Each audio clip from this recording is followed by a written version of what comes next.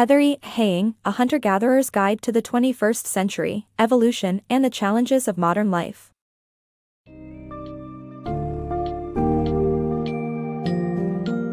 Embark on a fascinating journey through the evolutionary lens of the book, A Hunter-Gatherer's Guide to the 21st Century, as it explores the intricacies and challenges of modern life.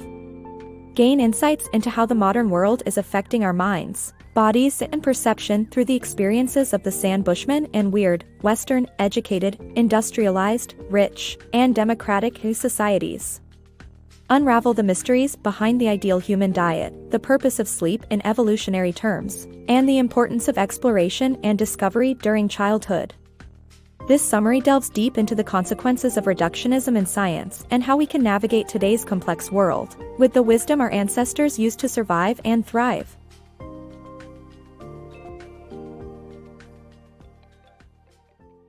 The WEIRD Disconnection. Our modern environment, especially in Western, educated, industrialized, rich, and democratic, WEIRD, countries, is significantly affecting our well-being and natural abilities in ways we don't fully understand or acknowledge. Distortions in perception and immunity to visual illusions, alongside increased occurrences of appendicitis, showcase the profound influence of the modern world on our minds and bodies.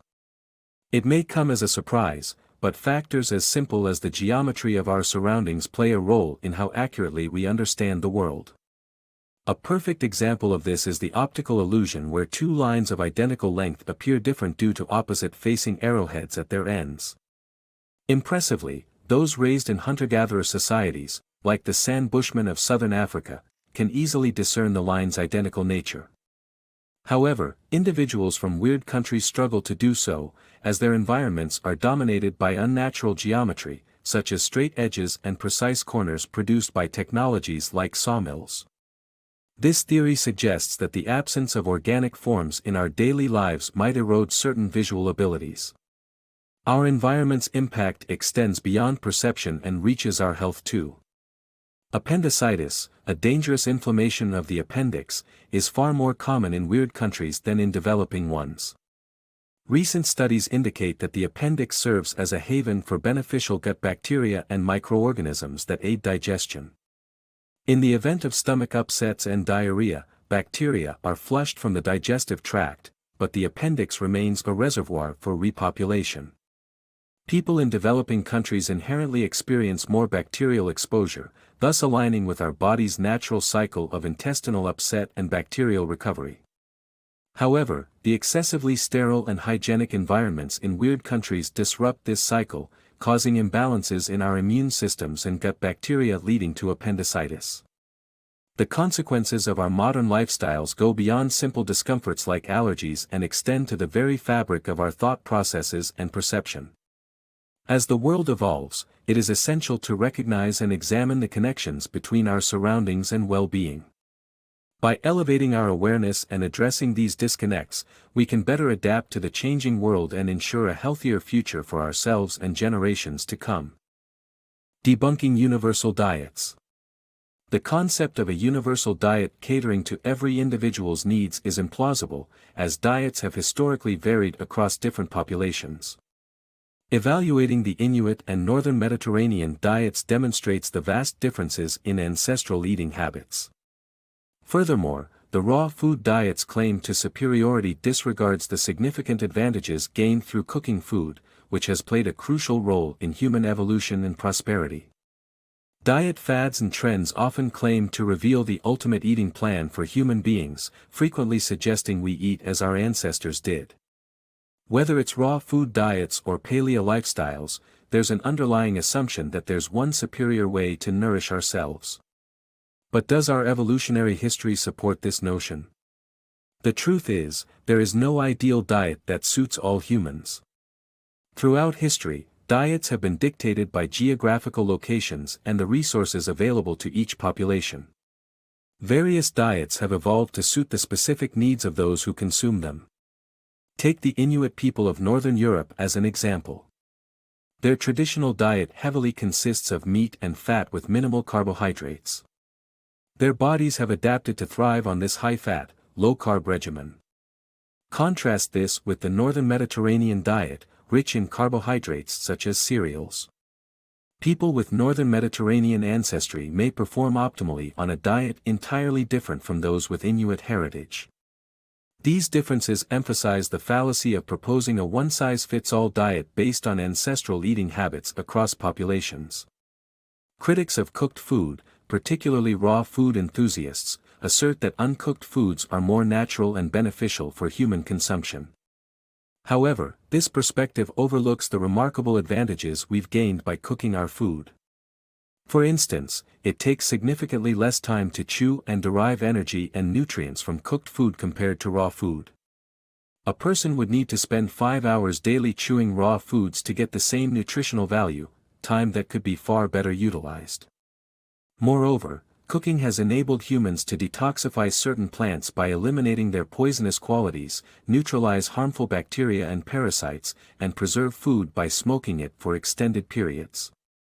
These benefits of cooking have facilitated our ancestors' ability to travel and contributed majorly to our species' flourishing. In conclusion, the quest for a universal diet that caters to all human needs is a misguided endeavor. Numerous factors, such as geographical location and ancestry, have shaped the various diets that exist worldwide. Instead of clinging to oversimplified assumptions, embracing the diversity of human dietary needs and acknowledging the vital role of cooking in human success is pivotal. Embracing complexities of reproduction. Human sex and reproduction may seem inefficient by sharing only 50% of our genes when reproducing with another person. However, this inefficiency has a purpose. Sexual reproduction in an unpredictable world offers more chances for survival by creating unique gene combinations that enable better adaptation for offspring. This adaptability is something asexual reproduction lacks. Furthermore, sexual dimorphism reveals various differences between men and women, such as risks for diseases, personality traits, and work preferences. These differences contribute to the richness and universality of sex in human cultures. Humans invest a great deal of effort in finding suitable partners and persuading them to join in the complex dance of reproduction. Although it might seem inefficient to pass on only 50% of our genes, there is a vital reason behind this apparent complexity. Sexual reproduction helps our offspring adapt better to an ever-changing world. If the world remained constant, asexual reproduction, as demonstrated by Komodo dragons and some frogs, would suffice, enabling us to pass on 100% of our genes.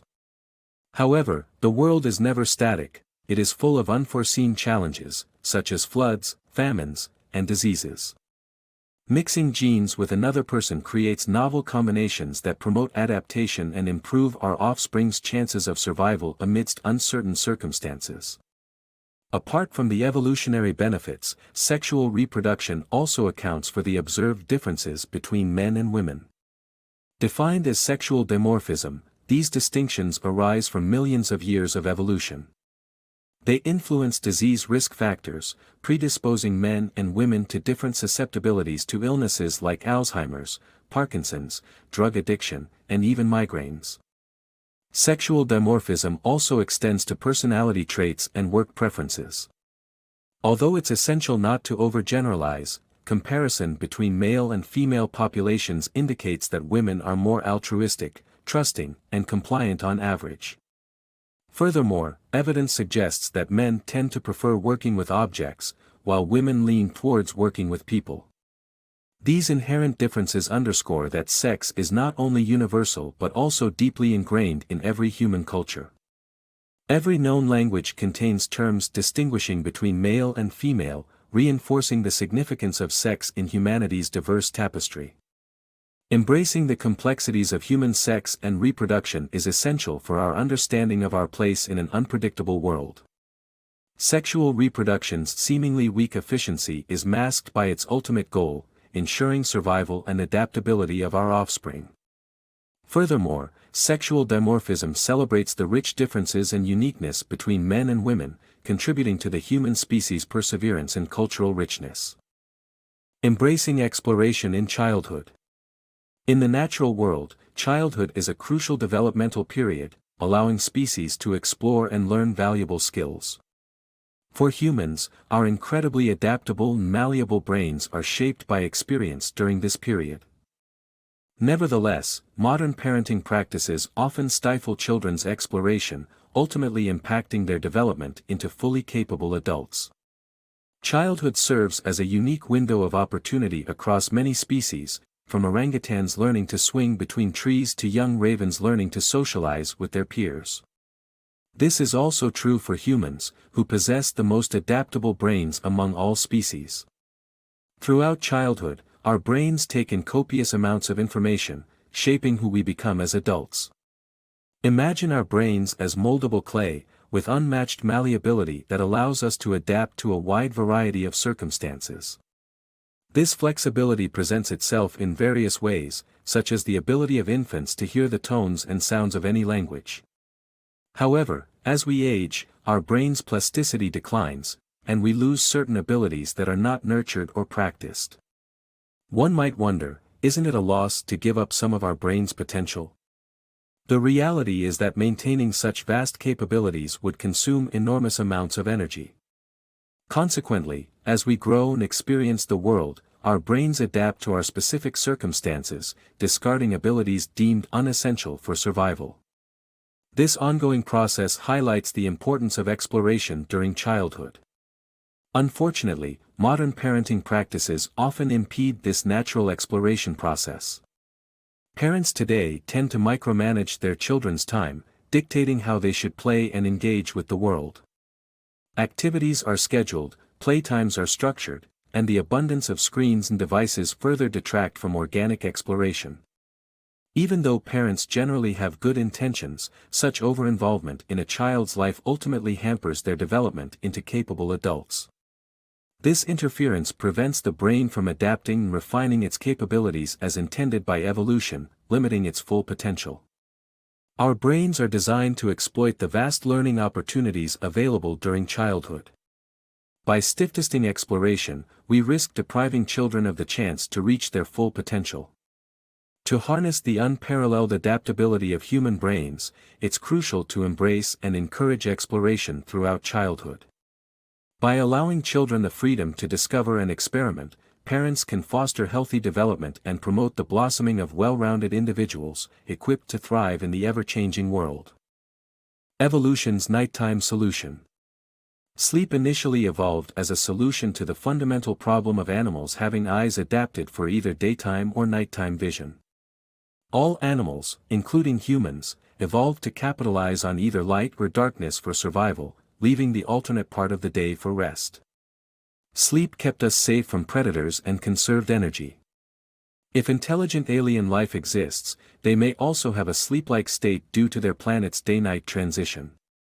However, as humans evolved, sleep transformed beyond a mere vision solution to a period for adaptive brain processes such as dreaming, enabling us to process our experiences, imagine future scenarios, and test responses. The necessity of sleep is rooted in the nature of our eyes. They're not built to function optimally in both daytime and nighttime conditions. To develop all-purpose vision, we would need two pairs of eyes and larger brains, requiring more energy than feasible. So, evolution shaped our eyes for a specific time, either day or night, as our window of productivity and survival. This adaptation, however, brought along a dilemma: how to deal with the time our eyes couldn't function adequately. For early humans and other animals, being active during this blind period risked injury or attack from better adapted predators. Safety and energy conservation demanded a state of dormancy, and so we began to sleep. If alien life exists, they too may have evolved to adjust to day-night light cycles on their planets and engage in a sleep-like state. Yet for humans, sleep evolved beyond solving the vision issue. As we developed powerful brains with high cognitive capacities, it became imperative to utilize our inactive periods. Enter the world of dreams. A significant aspect of human cognition, dreaming allows us to process our past, imagine future situations, and hypothesize appropriate responses to various scenarios. While sleep evolved to overcome a visual limitation, it has grown vital to human cognition through the powerful mechanism of dreaming. The flaw of reductionist thinking. The pursuit of a cure for ailments has led to a reductionist approach in modern science, where complex human systems are overly simplified, which often results in more harm than good. The intricacies of the human body cannot be fully comprehended through singular physiological changes or external factors. This current mindset gives rise to usage of supposedly miraculous pharmaceuticals and substances that ultimately bring about detrimental consequences, affecting other parts of the body or causing unforeseen side effects. In 2009, one of the authors was struck with recurring laryngitis episodes. A visit to the doctor resulted in a prescription for strong pharmaceuticals, along with more drugs to counter the inevitable side effects. Rather than following the prescribed treatment, the author chose to forego these medications based on the understanding that intervention can sometimes exacerbate the very problem it seeks to remedy. This brings forth an alarming aspect of modern scientific thought, the tendency to underestimate the complexity of the human body by adopting a reductionist view. Reductionism revolves around simplifying elaborate systems into basic components, aiming for easy manipulation. In today's world, drugs are crafted with exceptional precision, targeting specific physiological processes in the body. However, the human body itself is not as straightforward, governed by intricate connections between mental states, hormones, and organs that may not respond positively to a singular alteration. The issue with reductionism lies in its propensity to offer medical solutions that appear to benefit a specific aspect of the body, while neglecting potential harm elsewhere. For example, fluoride was added to public drinking water after studies revealed its association with reduced tooth decay. Despite the seemingly positive outcome, the consumption of synthetic fluoride has been linked to neurological disorders in children, as well as a correlation between fluoridated water and hypothyroidism. This demonstrates the lack of one-size-fits-all solutions when addressing human physiology. Another instance of reductionist thinking can be observed in the food industry. Processed foods have longer shelf lives due to the addition of propionic acid, which inhibits mold growth. Though convenient, the incorporation of propionic acid has unanticipated consequences, such as negatively impacting fetal brain development and higher autism rates in children exposed to the substance. The alluring concept of a single, all-encompassing solution is, in reality, a mirage. Challenging the reductionist approach to health requires acknowledging and respecting the intricate nature of the human body.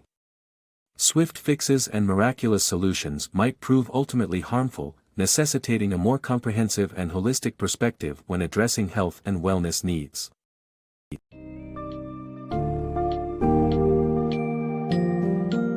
In conclusion, A Hunter-Gatherer's Guide to the 21st Century sheds light on the adaptability and resilience of human beings in response to a constantly changing world. From understanding the complexity of diets suited to different ancestries, to the evolutionary purpose of sleep, and the vital role of childhood exploration for overall development, the book explores the relationship between modern life and our pre-existing abilities. As we venture into an increasingly advanced era, it is crucial to be aware of the potential pitfalls of our environment and the reductionist approach to health, and harness the essential lessons that evolution has to offer.